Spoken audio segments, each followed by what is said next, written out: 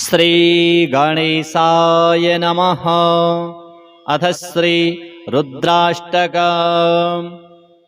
नमामि समीशान निर्वाणरूपं विभुं व्यापकं ब्रह्मवेदस्वरूपं निजं निर्गुणं निर्विकल्पं निरीहं चिदाकाशमाकाशवासं भजेऽहं निराकारमोङ्कारमूलं तुरीयं गिराज्ञानगोतीतमीशं गिरीशं करालं महाकालकालं कृपालं गुणागारसंसारपारं नतोऽहं तुषाराद्रिसङ्काशगौरं गभीरं मनोभूतकोटिप्रभाश्रीशरीरं स्फुरन्मौलिकल्लोलिनी चारुगङ्गा लसद्भालबालेन्दुकण्ठे भुजङ्गा चलत्कुण्डलं भ्रूसुनेत्रं विशालं प्रसन्नाननं नीलकण्ठं दयालं मृगाधीशचर्माम्बरं मुण्डमालं प्रियं शङ्करं सर्वनाथं भजामि प्रचण्डं प्रकृष्टं प्रगल्भं परेशम् अखण्डम् अजं भानुकोटिप्रकाशं त्रयः शूलनिर्मूलनं शूलपाणिं भजेऽहं भवानीपतिं भावगम्यं कलातीतकल्याणकल्पान्तकारी सदा सज्जनानन्ददाता पुरारी चिदानन्दसन्दोहमोहापहारी प्रसीद प्रसीद प्रभो मन्मथारी न यावद् उमानाथ पादारविन्दं भजन्ति ह लोके परे वा नराणां न तावत् सुखं शान्तिसन्तापनाशं प्रसीद प्रभो सर्वभूताधिवासं न जानामि योगं जपं नैव पूजां नतोऽहं सदा सर्वदा शम्भुतुभ्यं जराजन्मदुःखौघतातप्यमानं प्रभो पाहि आपन्नमामीश शम्भो। रुद्राष्टकमिदं प्रोक्तं विप्रेण हरतोषये ये पठन्ति नरा भक्त्या तेषां शम्भुः प्रसीदति। श्री शाम्ब सदाशिवार्पणमस्तु। नमामि समीशान निर्वाणरूपं विभुं व्यापकं ब्रह्मवेदस्वरूपं निजं निर्गुणं निर्विकल्पं निरीहं चिदाकाशमाकाशवासं भजेऽहं निराकारमोङ्कारमूलं तुरीयं गिराज्ञानगोतीतमीशं गिरीशं करालं महाकालकालं कृपालं गुणागारसंसारपारं नतोऽहं तुषाराद्रिसङ्काशगौरं गभीरं मनोभूतकोटिप्रभाश्रीशरीरं स्फुरन्मौलिकल्लोलिनी चारुगङ्गा लसद्भालबालेन्दुकण्ठे भुजङ्गा चलत्कुण्डलं भ्रूसुनेत्रं विशालं प्रसन्नाननं नीलकण्ठं दयालं मृगाधीशचर्माम्बरं मुण्डमालं प्रियं शङ्करं सर्वनाथं भजामि प्रचण्डं प्रकृष्टं प्रगल्भं परेशम्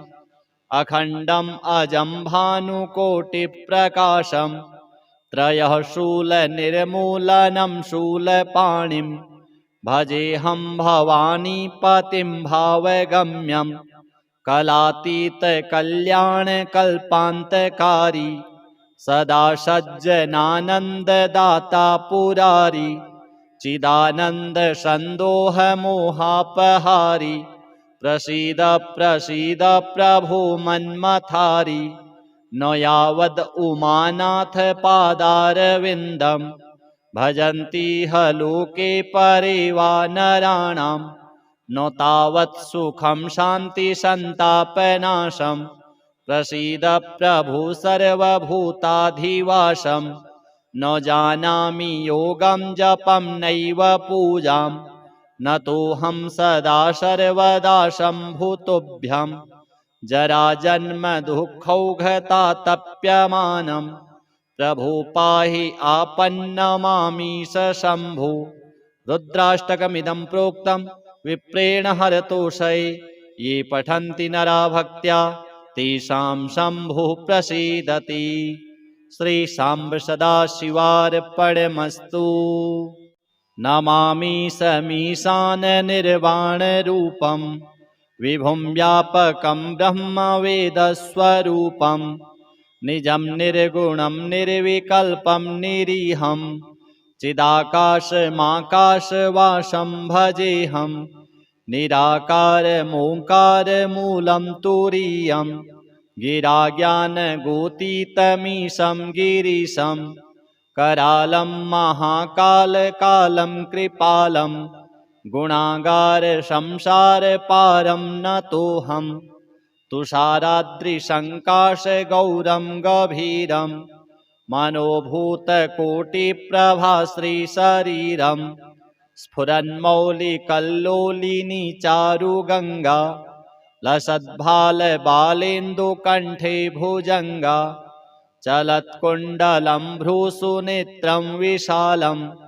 प्रसन्नाननं नीलकण्ठं दयालं मृगाधीशचर्माम्बरं मुण्डमालं प्रियं शङ्करं सर्वनाथं भजामि प्रचण्डं प्रकृष्टं प्रगल्भं परेशम् अखण्डम् अजं भानुकोटिप्रकाशं त्रयः शूलनिर्मूलनं शूलपाणिं भजेऽहं भवानीपतिं भावगम्यं कलातीतकल्याणकल्पान्तकारी सदा सज्जनानन्ददाता पुरारी चिदानन्दसन्दोहमोहापहारी प्रसीद प्रसीद प्रभो मन्मथारी न यावद् उमानाथ पादारविन्दं भजन्ति ह लोके परे वा नराणां न तावत् सुखं शान्तिसन्तापनाशं प्रसीद प्रभो सर्वभूताधिवासं न जानामि योगं जपं नैव पूजां न तोऽहं सदा सर्वदा शम्भुतुभ्यं जराजन्म दुःखौघतातप्यमानं प्रभो पाहि आपन्नमामीश शम्भो रुद्राष्टकमिदं प्रोक्तं विप्रेण हरतोषये ये पठन्ति नरा भक्त्या तेषां शम्भुः प्रसीदति। श्री सांब सदाशिवार्पणमस्तु। नमामि समीशान निर्वाणरूपं विभुं व्यापकं ब्रह्मवेदस्वरूपं निजं निर्गुणं निर्विकल्पं निरीहं चिदाकाशमाकाशवासं भजेऽहं निराकारमोङ्कारमूलं तुरीयं गिराज्ञानगोतीतमीशं गिरीशं करालं महाकालकालं कृपालं गुणागारसंसारपारं नतोऽहं तुषाराद्रिसङ्काशगौरं गभीरं मनोभूतकोटिप्रभाश्रीशरीरं स्फुरन्मौलिकल्लोलिनी चारुगङ्गा लसद्भालबालेन्दुकण्ठे भुजङ्गा चलत्कुण्डलं भ्रूसुनेत्रं विशालं प्रसन्नाननं नीलकण्ठं दयालं मृगाधीशचर्माम्बरं मुण्डमालं प्रियं शङ्करं सर्वनाथं भजामि प्रचण्डं प्रकृष्टं प्रगल्भं परेशम् अखण्डम् अजं भानुकोटिप्रकाशं त्रयः शूलनिर्मूलनं शूलपाणिं भजेऽहं भवानीपतिं भावगम्यं कलातीतकल्याणकल्पान्तकारी सदा सज्जनानन्ददाता पुरारी चिदानन्दसन्दोहमोहापहारी प्रसीद प्रसीद प्रभो मन्मथारी न यावद् उमानाथ पादारविन्दं भजन्ति ह लोके परे वा नराणां न तावत् सुखं शान्ति सन्तापनाशं प्रसीद प्रभु सर्वभूताधिवासं न जानामि योगं जपं नैव पूजां न तोऽहं सदा सर्वदा शम्भुतुभ्यं जराजन्म दुःखौघतातप्यमानं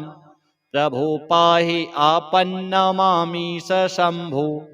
रुद्राष्टकमिदं प्रोक्तं विप्रेण हरतोषये ये पठन्ति नरा भक्त्या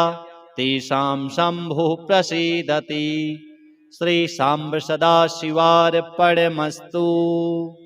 नमामि समीशान निर्वाणरूपं विभुं व्यापकं ब्रह्मवेदस्वरूपं निजं निर्गुणं निर्विकल्पं निरीहं चिदाकाशमाकाशवासं भजेऽहं निराकारमोङ्कारमूलं तुरीयं गिराज्ञानगोतीतमीशं गिरीशं करालं महाकालकालं कृपालं गुणागारसंसारपारं नतोऽहं तुषाराद्रिसङ्काशगौरं गभीरं मनोभूतकोटिप्रभाश्रीशरीरं स्फुरन्मौलिकल्लोलिनी चारुगङ्गा लसद्भालबालेन्दुकण्ठे भुजङ्गा चलत्कुण्डलं भ्रूसुनेत्रं विशालं प्रसन्नाननं नीलकण्ठं दयालं मृगाधीशचर्माम्बरं मुण्डमालं प्रियं शङ्करं सर्वनाथं भजामि प्रचण्डं प्रकृष्टं प्रगल्भं परेशम् अखण्डम् अजं भानुकोटिप्रकाशं त्रयः शूलनिर्मूलनं शूलपाणिं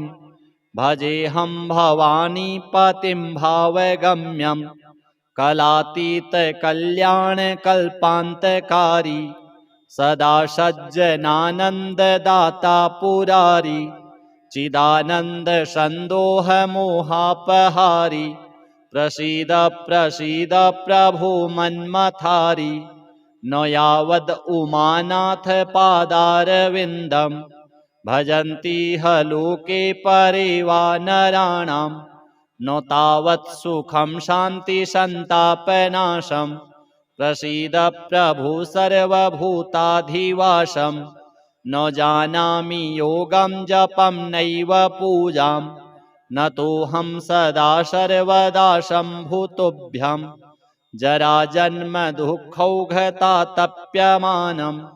प्रभो पाहि आपन्नमामीश शम्भो रुद्राष्टकमिदं प्रोक्तं विप्रेण हरतोषये ये पठन्ति नरा भक्त्या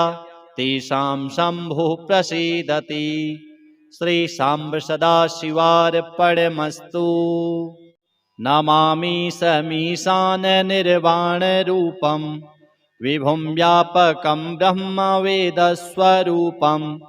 निजं निर्गुणं निर्विकल्पं निरीहं चिदाकाशमाकाशवासं भजेऽहं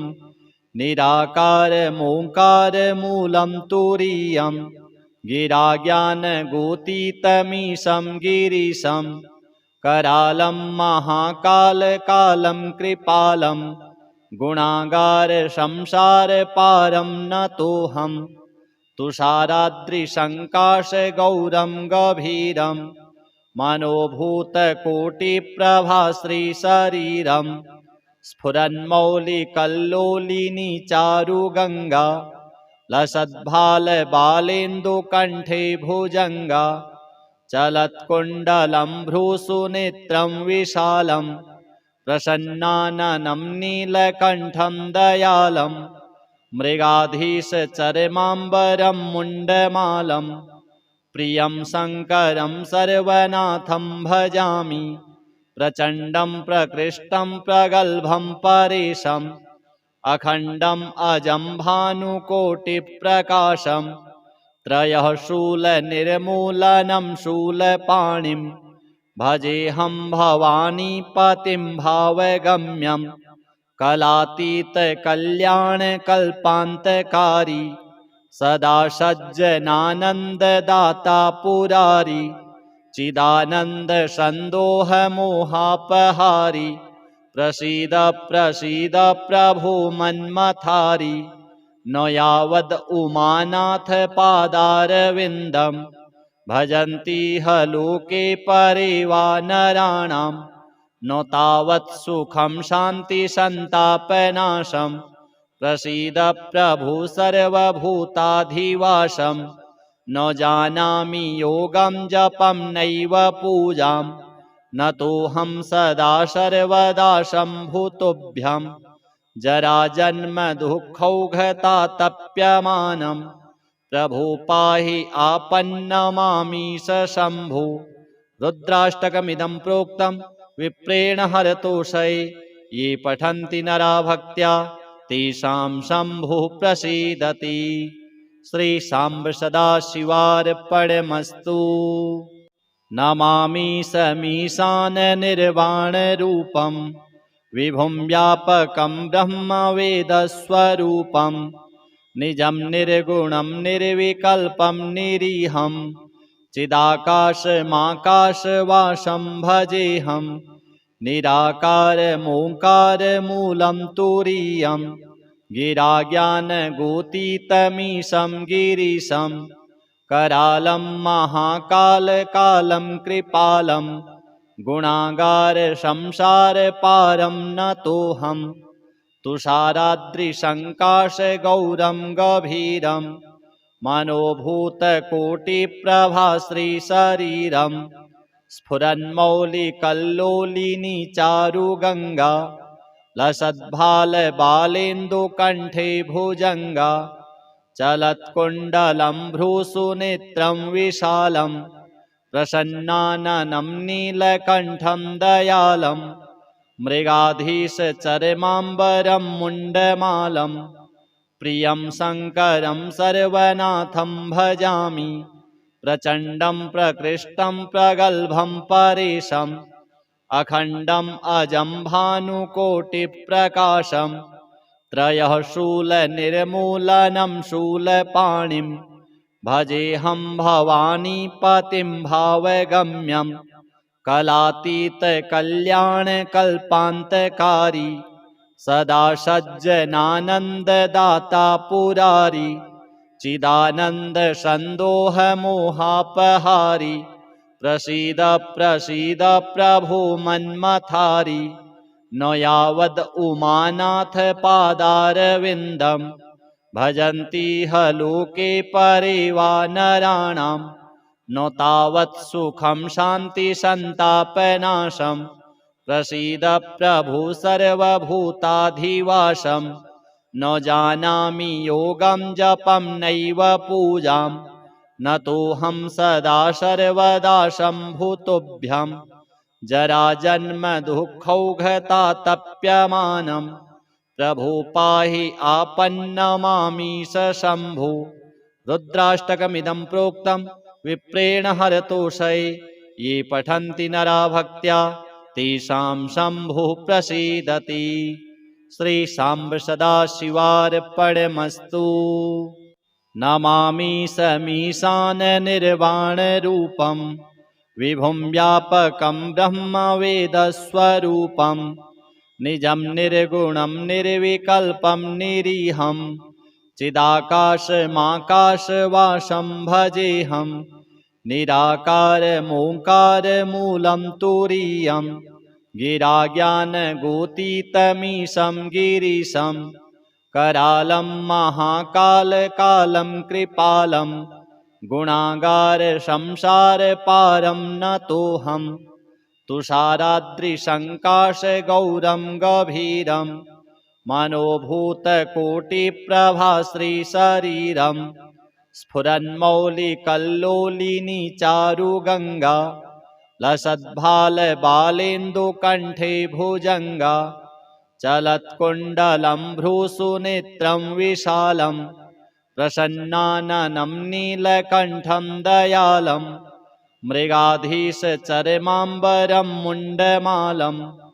प्रियं शङ्करं सर्वनाथं भजामि प्रचण्डं प्रकृष्टं प्रगल्भं परेशम् अखण्डम् अजं भानुकोटिप्रकाशं त्रयः शूलनिर्मूलनं शूलपाणिं भजेऽहं भवानीपतिं भावगम्यं कलातीतकल्याणकल्पान्तकारी सदा सज्जनानन्ददाता पुरारी चिदानन्दसन्दोहमोहापहारी प्रसीद प्रसीद प्रभो मन्मथारी न यावद् उमानाथ पादारविन्दं भजन्ति ह लोके परे वा नराणां न तावत् सुखं शान्तिसन्तापनाशं प्रसीद प्रभो सर्वभूताधिवासं न जानामि योगं जपं नैव पूजां न तोऽहं सदा सर्वदा शम्भुतुभ्यं जराजन्मदुःखौघतातप्यमानं प्रभो पाहि आपन्नमामीश शम्भो रुद्राष्टकमिदं प्रोक्तं विप्रेण हरतोषये ये पठन्ति नरा भक्त्या तेषां शम्भुः प्रसीदति। श्रीशाम्ब सदाशिवार्पणमस्तु। नमामि समीशाननिर्वाणरूपं विभुं व्यापकं ब्रह्मवेदस्वरूपं निजं निर्गुणं निर्विकल्पं निरीहं चिदाकाशमाकाशवासं भजेऽहं निराकारमोङ्कारमूलं तुरीयं गिराज्ञानगोतीतमीशं गिरीशं करालं महाकालकालं कृपालं गुणागारसंसारपारं नतोऽहं तुषाराद्रिसङ्काशगौरं गभीरं मनोभूतकोटिप्रभाश्रीशरीरं स्फुरन्मौलिकल्लोलिनी चारुगङ्गा लसद्भालबालेन्दुकण्ठे भुजङ्गा चलत्कुण्डलं भ्रूसुनेत्रं विशालं प्रसन्नाननं नीलकण्ठं दयालं मृगाधीशचर्माम्बरं मुण्डमालं प्रियं शङ्करं सर्वनाथं भजामि प्रचण्डं प्रकृष्टं प्रगल्भं परेशम् अखण्डम् अजं भानुकोटिप्रकाशं त्रयः शूलनिर्मूलनं शूलपाणिं भजेऽहं भवानीपतिं भावगम्यं कलातीतकल्याणकल्पान्तकारी सदा सज्जनानन्ददाता पुरारी चिदानन्दसन्दोहमोहापहारी प्रसीद प्रसीद प्रभो मन्मथारी न यावद् उमानाथ पादारविन्दं भजन्ति ह लोके परे वा नराणां न तावत् सुखं शान्तिसन्तापनाशं प्रसीद प्रभो सर्वभूताधिवासं न जानामि योगं जपं नैव पूजां न तोऽहं सदा सर्वदा शम्भुतुभ्यं जराजन्मदुःखौघतातप्यमानं प्रभो पाहि आपन्नमामीश शम्भो रुद्राष्टकमिदं प्रोक्तं विप्रेण हरतोषये ये पठन्ति नरा भक्त्या तेषां शम्भुः प्रसीदति। श्रीशाम्ब सदाशिवार्पणमस्तु। नमामि समीशाननिर्वाणरूपं विभुं व्यापकं ब्रह्मवेदस्वरूपं निजं निर्गुणं निर्विकल्पं निरीहं चिदाकाशमाकाशवासं भजेऽहं निराकारमोङ्कारमूलं तुरीयं गिराज्ञानगोतीतमीशं गिरीशं करालं महाकालकालं कृपालं गुणागारसंसारपारं नतोऽहं तुषाराद्रिशङ्काशगौरं गभीरं मनोभूतकोटिप्रभाश्रीशरीरं स्फुरन्मौलिकल्लोलिनी चारुगङ्गा लसद्भालबालेन्दुकण्ठे भुजङ्गा चलत्कुण्डलं भ्रूसुनेत्रं विशालं प्रसन्नाननं नीलकण्ठं दयालं मृगाधीशचर्माम्बरं मुण्डमालं प्रियं शङ्करं सर्वनाथं भजामि प्रचण्डं प्रकृष्टं प्रगल्भं परेशम् अखण्डम् अजं भानुकोटिप्रकाशं त्रयः शूलनिर्मूलनं शूलपाणिं भजेऽहं भवानीपतिं भावगम्यं कलातीतकल्याणकल्पान्तकारी सदा सज्जनानन्ददाता पुरारी चिदानन्दसन्दोहमोहापहारी प्रसीद प्रसीद प्रभो मन्मथारी न यावद् उमानाथ पादारविन्दं भजन्ति ह लोके परे वा नराणां न तावत् सुखं शान्तिसन्तापनाशं प्रसीद प्रभो सर्वभूताधिवासं न जानामि योगं जपं नैव पूजां न तोऽहं सदा सर्वदा शम्भुतुभ्यं जराजन्मदुःखौघतातप्यमानं प्रभो पाहि आपन्नमामीश शम्भो रुद्राष्टकमिदं प्रोक्तं विप्रेण हरतोषये ये पठन्ति नरा भक्त्या तेषां शम्भुः प्रसीदति। श्रीशाम्ब सदाशिवार्पणमस्तु। नमामि समीशाननिर्वाणरूपं विभुं व्यापकं ब्रह्मवेदस्वरूपं निजं निर्गुणं निर्विकल्पं निरीहं चिदाकाशमाकाशवासं भजेऽहं निराकारमोङ्कारमूलं तुरीयं गिराज्ञानगोतीतमीशं गिरीशं करालं महाकालकालं कृपालं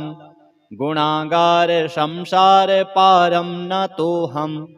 तुषाराद्रिशङ्काशगौरं गभीरं मनोभूतकोटिप्रभाश्रीशरीरं स्फुरन्मौलिकल्लोलिनी चारुगङ्गा लसद्भालबालेन्दुकण्ठे भुजङ्गा चलत्कुण्डलं भ्रूसुनेत्रं विशालं प्रसन्नाननं नीलकण्ठं दयालं मृगाधीशचर्माम्बरं मुण्डमालं प्रियं शङ्करं सर्वनाथं भजामि